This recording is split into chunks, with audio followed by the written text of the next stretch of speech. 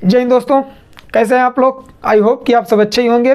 उम्मीद है आपकी प्रिपरेशन भी सही तरीके से चल रही होगी। जैसा कि आप सबको पता है कि आज शनिवार है और आज के दिन हम लोग मॉडर्न हिस्ट्री की क्लास को कवर करते हैं। बाकी सप्ताह में जितने भी दिन होते हैं हम लोग डेली सुबह 7 बजे करंट अफेयर की क्लास को CNA के नाम से कवर करते हैं। तो चलिए, आप लोग परेशान मत होइएगा। आज सैटरडे है, कल संडे होगा, तो संडे के दिन हमारा सब कुछ ऑफ रहता है।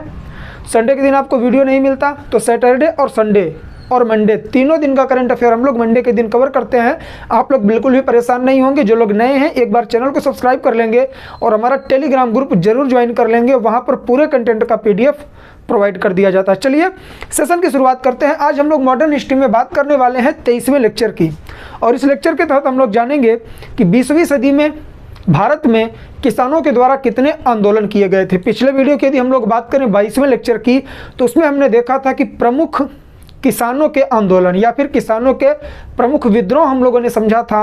और आज हम लोग कवर करेंगे कि 20वीं सदी में भारत के जो किसान थे उन्होंने कितने आंदोलन किए और उनके द्वारा किए गए आंदोलन का क्या क्या प्रभाव पड़ा भारत की आज़ादी में। ध्यानपूर्वक देखिएगा। जिन लोगों ने पुराने वीडियोस नहीं देखे हैं, सभी वीडियोस की लिंक इस वीडियो के डिस्क्रिप्शन में मिल जाएगी। आप लोग एक बार जाएंगे, विजिट करेंगे तो सारे वीडियोज़ आप लोग देख सकते हैं। आइए शुरू करते हैं। इसमें मैं आपको बता दूँ इंपॉर्टेंट, जितने भी आज आप लोग सभाएं देखेंगे, जितनी भी आज आप लोग आंदोलन देखेंगे, सब कुछ इंपॉर्टेंट होने वाला है। उसका रीज़न क्या है, जैसे किसान सभा आंदोलन की हम लोग बात करें, मोस्ट इंपॉर्टेंट है।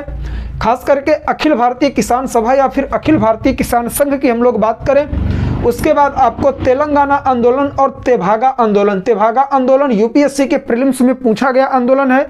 आप में से बहुत सारे विद्यार्थी पहली बार इसे सुन रहे होंगे। ठीक है, परेशान मत होइएगा, सारे पॉइंट में क्लियर करवाऊंगा। जो लोग पहली बार देख रहे हैं एक बार पुराने वीडियोस देखकर अपना नोट्स जरूर बनाइएगा। चलिए शुरू करते हैं सेशन को। 20वीं सदी के किसान आंदोलन। सबसे पहले हम लोग देखेंगे किसान सभा आंदोलन। बस मुझे आप लोग 15 से 20 मिनट दीजिएगा, सारे पॉइंट मैं आपके क्लियर करूंगा।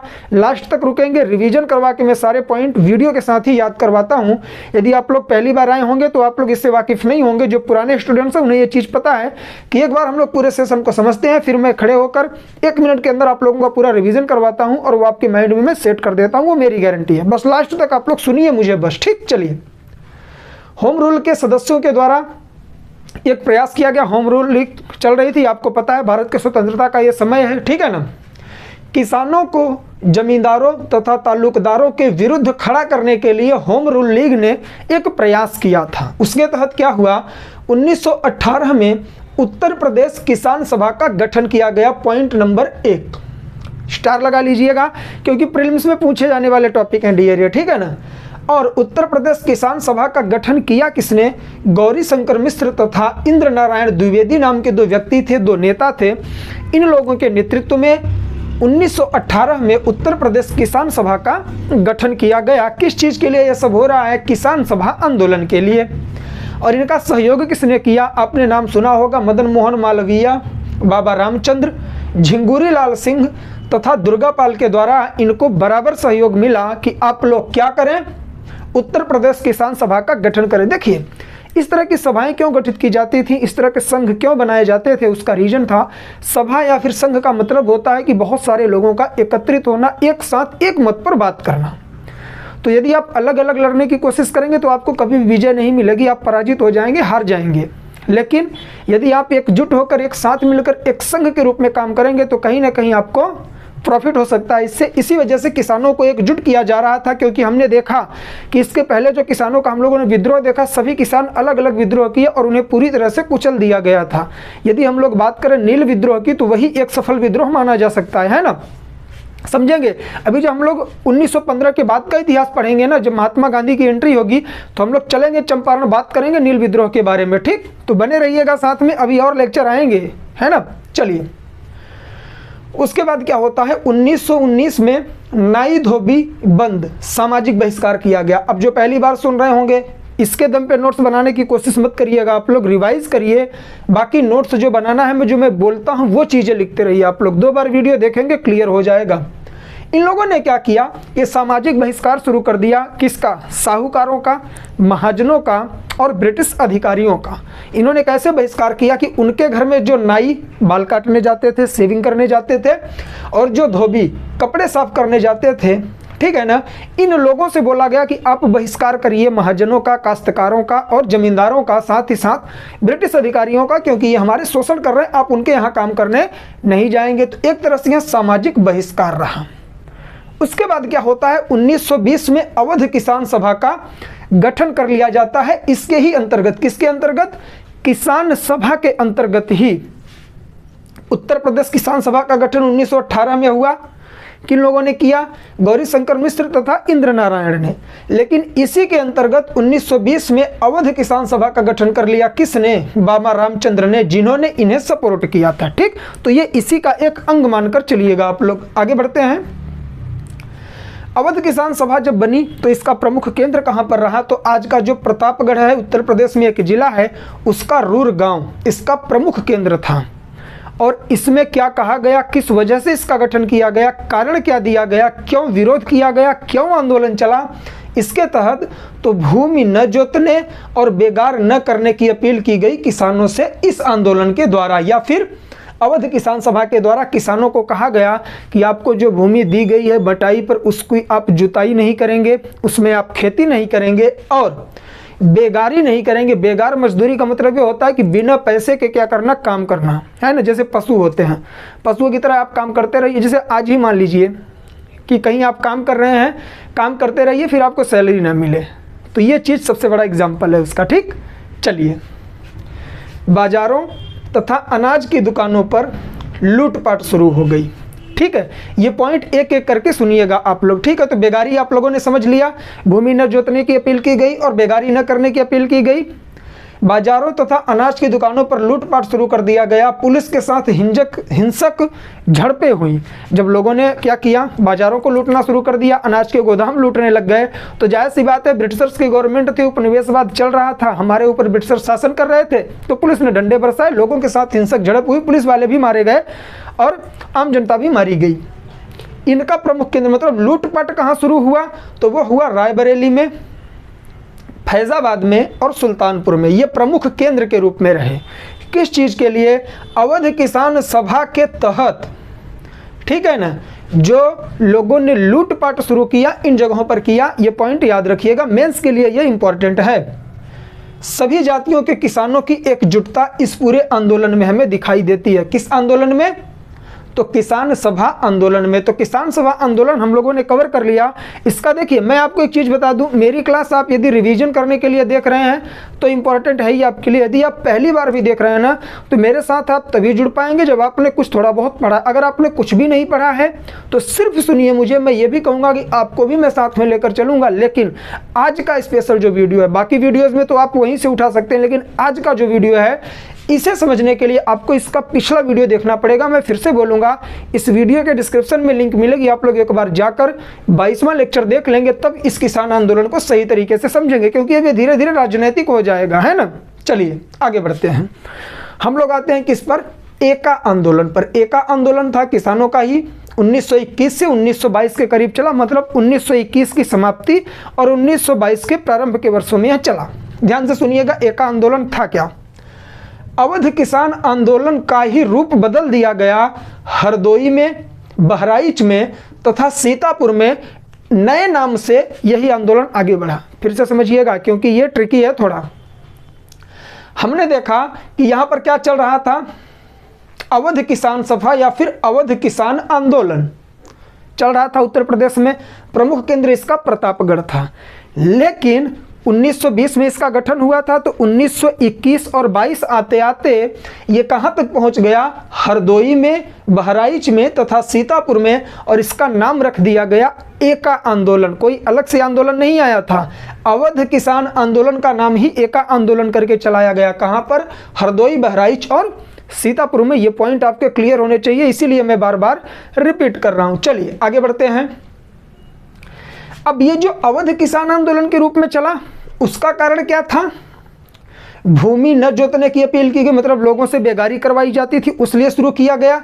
लेकिन एका आंदोलन का प्रमुख कारण क्या था, किसानों की जोत भूमि पर अधिकार ना होना। किसानों को जो भूमि दी जाती थी गवर्नमेंट की तरफ से खेती करने के लिए, उस पर उनका कोई भी अधिकार नहीं हुआ करता था, जैसा कि वर्तमान में है।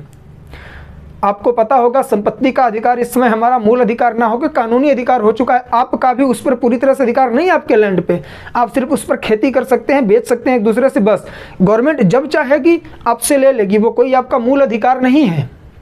और आप लोग यदि मेरे साथ कॉन्स्टिट्यूशन पढ़े होंगे तो कमेंट करके बताइएगा कि संपत्ति के अधिकार को मूल अधिकार के किस अनुच्छेद से निकालकर वर्तमान समय में अनुच्छेद 300A में रख दिया गया है। पहले यह मूल अधिकार का हिस्सा हुआ करता था, किस आर्टिकल के तहत था, ये आप लोग कमेंट करके बताएंगे। यदि आप लोगों ने मेरे वीडियोज़ देखे होंगे तो 100% बता देंगे। ठीक, चलिए आगे बढ़ते हैं। उस समय क्या होता था कि साहूकारों के द्वारा, जमींदारों के द्वारा काश्तकारों पर क्या किया जाता था, बटाईदारों पर अत्यधिक कर लगाया जाता था और जबरिया मजदूरी को इसी वे में लेकर चलिएगा जो मैंने यहाँ पर आपको बताया, बेगार मजदूरी। जबरिया मजदूरी का मतलब है जबरदस्ती, प्रेशर देके आपसे मजदूरी करवाई जाती थी और आपको कुछ भी शुल्क नहीं दिया जाता था। इसके विरोध में यह हुआ। और इस जब ये आंदोलन, अवध किसान आंदोलन जब एका आंदोलन रूप में आया तो इसका नेतृत्व किसने किया, तो एक पिछड़ी जाति से बिलोंग करते थे मदारी पासी के बारे में आप लोग पढ़िएगा। एक बुक है, बुक का नाम मैं भूल रहा हूँ, याद आएगा तो मैं आपको लास्ट तक बता दूंगा। इनके बारे में पढ़िएगा, यूपीएससी मेंस में इनसे क्वेश्चन बनाया है, तो पढ़िएगा आप लोग एक बार, ठीक है। अहिंसा नीति के पूर्णतः खिलाफ रहा ये जो आंदोलन था, क्योंकि आपको जानना चाहिए 1920-21 की हम बात कर रहे हैं। उस समय हमारे महात्मा गांधी बापू जी का असहयोग आंदोलन भी चल रहा था और उसमें क्या था, अहिंसा परमो धर्म, हम हिंसा नहीं करेंगे। कौन कहता था, बापू जी कहते थे। लेकिन उस समय ये जो आंदोलन, एका आंदोलन चल रहा था, ये पूरी तरह से हिंसात्मक आंदोलन था। इसने कहा हम राष्ट्रवादी नेताओं की बात नहीं मानेंगे क्योंकि हमारा शोषण हो रहा है और हम हिंसा से कोई भी परहेज नहीं करेंगे, हम अहिंसा के पुजारी नहीं बन पाएंगे। तो इसीलिए मैंने ये पॉइंट यहाँ पर डाला कि अहिंसा नीति के पूर्णतः खिलाफ रहा, क्योंकि उस समय बापू का आंदोलन चल रहा था, असहयोग आंदोलन और खिलाफत आंदोलन जैसा समय था। वो मैंने आपको पिछले वीडियो में समझाया था। 1922 तक सरकार द्वारा इसका दमन कर दिया गया। किस आंदोलन का, एका आंदोलन का, जो शुरू हुआ था किस रूप में, अवध किसान सभा के रूप में या फिर अवध किसान आंदोलन के रूप में। तो इसी का नाम बदल के यह किया गया था। आगे बढ़े हम लोग, मोस्ट इंपॉर्टेंट सभा पर आते हैं या फिर संघ पर आते हैं, अखिल भारतीय किसान सभा, जिसका गठन 1936 में होता है। अब ध्यान दीजिएगा, आपसे यूपीएससी ने प्रीलिम्स में पूछा है और मैंने देखा था एमपीपीसीएस का पेपर और राजस्थान में सिविल सर्विस के पेपर में यह पूछा गया है कि अखिल भारतीय किसान सभा की पूर्ववर्ती सभाएं कौन कौन सी हैं, मतलब किन सभाओं को मिलाकर, किन सभाओं का विलय करने पर अखिल भारतीय किसान सभा का गठन किया गया था। तो देखिएगा, बिहार किसान सभा, आंध्र प्रांतीय किसान सभा तथा किसान संघ, इन तीनों का विलय करके अखिल भारतीय किसान सभा का गठन किया गया था। अखिल भारतीय किसान सभा की पूर्ववर्ती शाखाएं, पूर्ववर्ती सभाएं कौन सी हैं, तो बिहार किसान सभा, आंध्र प्रांतीय किसान सभा तथा किसान संघ, ये इन तीनों का विलय करके तब जाके अखिल भारतीय किसान सभा बनाया गया था, याद रखिएगा। अब इसके सम्मेलन होंगे। अखिल भारतीय किसान सभा का पहला सम्मेलन होता है 1936 में लखनऊ में और इसके अध्यक्ष बनाए जाते हैं स्वामी सहजानंद सरस्वती और प्रोफेसर एनजी रंगा को महासचिव नियुक्त किया जाता है। तो अखिल भारतीय महासभा का पहला सम्मेलन कब हुआ, 1936 में हुआ। कहाँ पर हुआ, लखनऊ में हुआ। इसके अध्यक्ष कौन बने, सहजानंद सरस्वती, और इसके महासचिव कौन बने, तो वो बने प्रोफेसर एनजी रंगा। याद रखिएगा, ये पूछे जाने वाले टॉपिक हैं डियर, मैं बार बार बोलूंगा क्योंकि अब हम लोग राष्ट्रीय आंदोलन में घुस चुके हैं। ये राष्ट्रवादी आंदोलन के समय के ही आंदोलन है किसानों के भी, तो इन्हें भी हम राष्ट्रवादी आंदोलन में पढ़ेंगे आगे। लेकिन आप लोग इसे रिवाइज करते रहिए, प्री में क्वेश्चन यहाँ से 100% बनता है। और मेंस में ये टॉपिक यदि आप डालकर किसानों की स्थिति के बारे में आपसे मेंस में पूछ लिया, निबंध लिखने के लिए दे दिया, आप ये सारे पॉइंट अगर याद किए हुए हैं, आपके माइंड में सेट है, तो आप इसे अगर वहाँ डाल देंगे तो आप अच्छे मार्क्स गेन कर सकते हैं। ठीक है, चलिए। इसी महासभा के बाद प्रथम सम्मेलन जो हुआ 1936 में अखिल भारतीय किसान सभा का, उसी के तहत 1 सितंबर 1936 को पहली बार किसान दिवस मनाया गया, फार्मर डे मनाया गया, याद रखिएगा। और अब ये जो अखिल भारतीय किसान सभा का गठन हुआ, तो ऐसा तो है नहीं कि आंदोलन नहीं करेगा, इसने भी आंदोलन किया। और इसका मेन कारण क्या था उसे समझिएगा आप लोग, जमींदारों के आर्थिक शोषण के खिलाफ। जमींदार क्या कर रहे थे कि छोटे काश्तकारों का और बटाईदारों का, किसानों का, गरीब किसानों का, निम्न वर्ग के किसानों का, कुछ भी बोल सकते हैं आप लोग, उनका बहुत ज़्यादा आर्थिक शोषण कर रहे थे। आर्थिक शोषण कैसे कर रहे थे कि उन्हें कम ब्याज दर बताकर लोन दिया करते थे और ज़्यादा ब्याज उनसे वसूला करते थे, इंटरेस्ट ज़्यादा लिया करते थे, लगान भी उनसे ज़्यादा वसूलते थे। मतलब वो ज़्यादा शिक्षित तो थे नहीं। मैंने आपको कई बार बताया है कि यदि आपको किसी के ऊपर शासन करना है तो सबसे पहले उसके शिक्षा की पूरी पीढ़ियों को तोड़ दो। किसी भी देश को यदि परेशान करना है, किसी भी राष्ट्र को, किसी भी घर को, किसी भी परिवार को यदि आप देखते हैं कि वो परेशान हो रहा है, तो उसकी सबसे बड़ी कमी क्या होती है? शिक्षा की। यदि आप शिक्षित हैं तो आपके माइंड में बहुत सारी चीज़ें आएंगी, आप सोचेंगे, आगे बढ़ने की कोशिश करेंगे। और यदि आपके पास शिक्षा ही नहीं है, आप एजुकेटेड ही नहीं है, आप सोच ही नहीं सकते, तो आप वही दुनिया देखोगे जो अगला आपको दिखाएगा। तो ये चीज़ें याद रखा करिए। शिक्षा का मतलब ये नहीं होता कि सिर्फ रोजगार पाना। शिक्षा का मतलब होता है कि आप सोसाइटी को समझिए, लोगों के साथ बैठिए, उनके बारे में जानिए। आप कहीं खड़े हो जाएं तो आपके सामने 4 लोग यदि आएँ तो आपकी बातें करें, आप उनकी बातें सुनकर बोलने की कैपेसिटी रखें।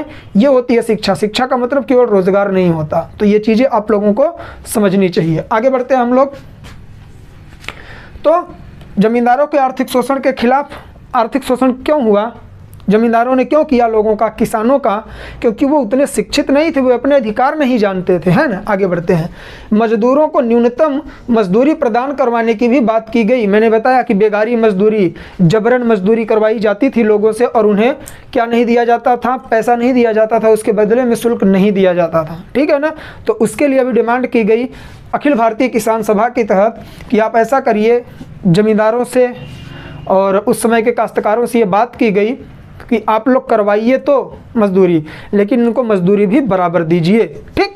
तो ये काम इसके तहत हुआ। अभी अखिल भारतीय किसान सभा समाप्त नहीं हुआ है। हम लोग राष्ट्रवादी आंदोलन, जो हम लोग नेशनल मूवमेंट पढ़ेंगे, राष्ट्रवादी आंदोलन, उस समय हम लोग इसे डीपली पढ़ेंगे। अभी जितना हम पढ़ा रहे हैं आपको, जितना बता रहे हैं वो समझ, क्योंकि मैंने आपको बताया ये कंटेंट मैं कहाँ से लेकर आता हूँ, एनसीईआरटी और स्टैंडर्ड बुक, और साथ ही साथ मेरे नोट्स को मिक्स करके मैं चीज़ें पढ़ाता हूँ आप लोगों को। तो बेफिक्र रहिए, जो भी क्वेश्चन, छोटे एग्जाम्स तो 100% गारंटी ले सकता हूँ कि यहाँ से आएंगे। मैं लिख के दे सकता हूँ कि इसके बाहर छोटे एग्जाम्स में पूछेगा ही नहीं। पहले तो ये चीज़ें आपने पहली बार पढ़ी होगी मेरे साथ, है ना।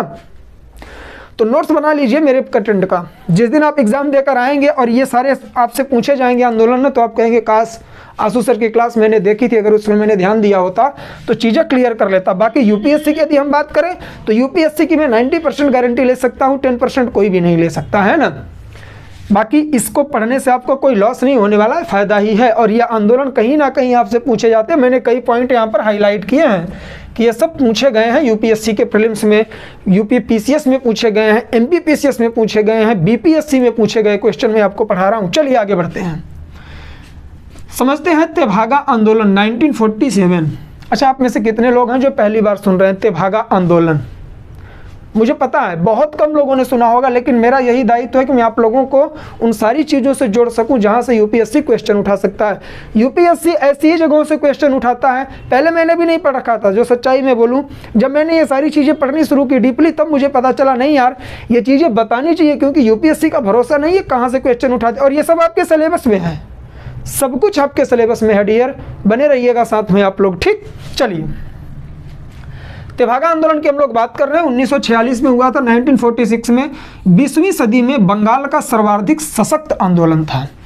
तेभागा शब्द को समझिएगा, तेभागा शब्द क्या है ये जानिएगा।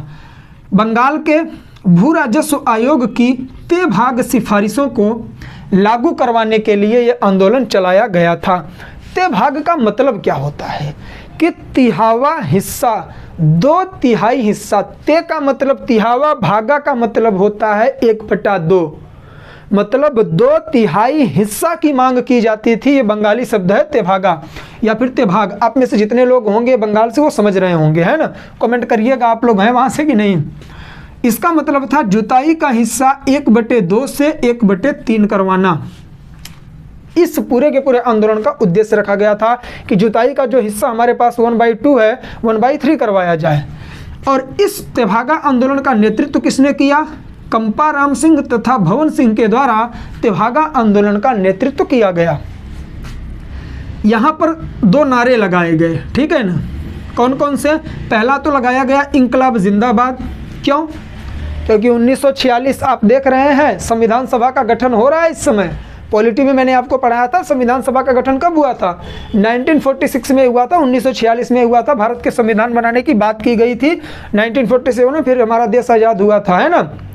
तो उसी समय का है, तो इंकलाब जिंदाबाद चरम सीमा पर था, है ना। उसी के तहत नारा लगाया गया तिभागा चाई। बंगाली लोगों ने कहा तिभागा चाई, मतलब हमें 2/3 भाग चाहिए, हमें 2/3 भाग चाहिए इस जोत का, पूरी की पूरी जोत का, है ना। तो था इंकलाब जिंदाबाद, ये 2 नारे लगाए गए। तो ये कब लगाए गए थे? तो तिभागा आंदोलन के तहत। इतना डीपली भी आपको कोई नहीं बताएगा। आगे बढ़ते हैं हम लोग। मैं ज़्यादा तारीफ कर देता हूँ क्या खुद की?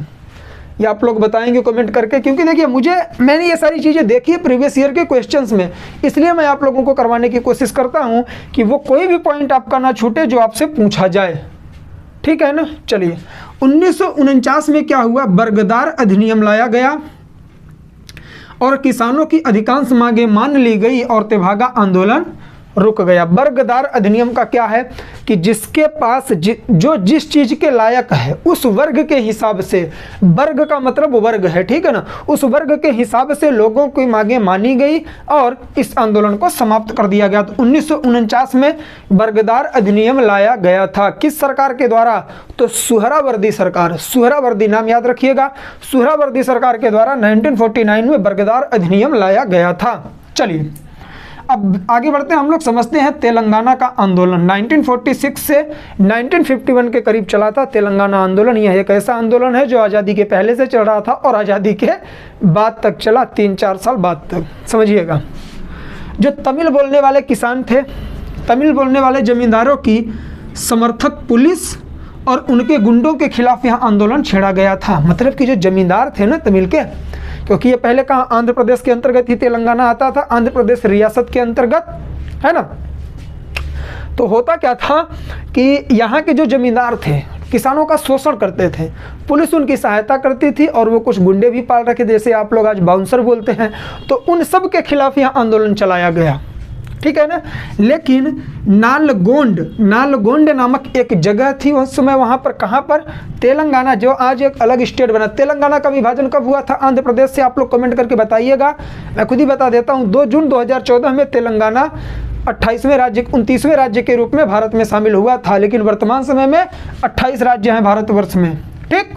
चलिए, तो तेलंगाना उस समय आंध्र प्रदेश रियासत का हिस्सा हुआ करता था, ठीक है ना। वहाँ पर एक स्थान था नालगोंड, वहाँ के किसानों का जो विद्रोह था वो हिंसक हो गया था, वो हत्याएं भी कर रहे थे सरकारी लोगों की, ठीक।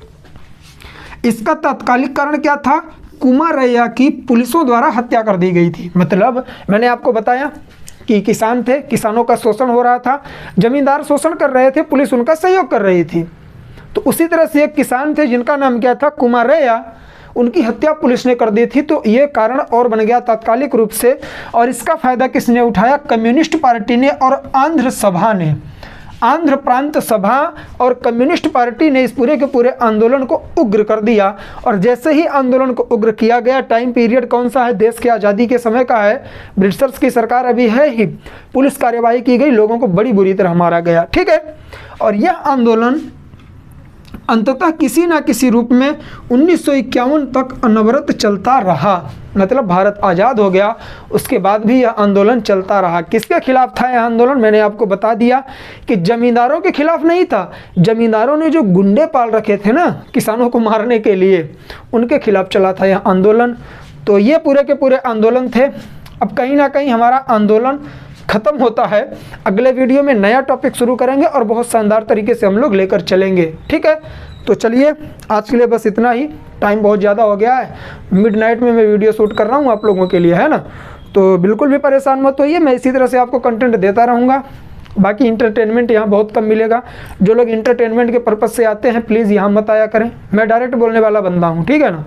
जिन्हें पढ़ना है, सीरियस है, हिंदी मीडियम के विद्यार्थी हैं, सिर्फ नाम नहीं कर रहे हैं, प्रिपरेशन कर रहे हैं, वही लोग चैनल पर आएँ और उन्हीं को एक करंट भी पूरा का पूरा कंटेंट उनको भी इंपॉर्टेंट लगेगा जो मेहनत कर रहे हैं। जो सिर्फ मजाक करने आते हैं उनके लिए वीडियो में नहीं शूट करता, तो उन लोगों से पहले ही माफ़ी मांगूंगा।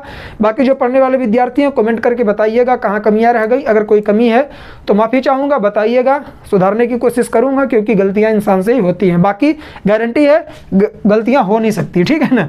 तो चलिए आज के लिए बस इतना ही, मिलेंगे नेक्स्ट वीडियो में। मंडे की सुबह 7 बजे मिलेंगे, लेकिन उससे पहले मैं आपको बता दूं कि कल संडे है, संडे के दिन शाम को 5 बजे जरूर जुड़िएगा। हम लोग क्या देखने वाले हैं, हम लोग देखने वाले हैं पॉलिटी की टेस्ट सीरीज हम लोग शुरू कर रहे हैं। पहला वीडियो हम लोग देखने वाले हैं, पहला चैप्टर भारत का संवैधानिक विकास। तो चलिए आज के लिए बस इतना ही, मिलेंगे नेक्स्ट वीडियो में। तब तक के लिए जय हिंद, जय भारत, बाय बाय। आप लोग खुश रहें, मस्त रहें और इसी तरह से प्रिपरेशन करते रहें।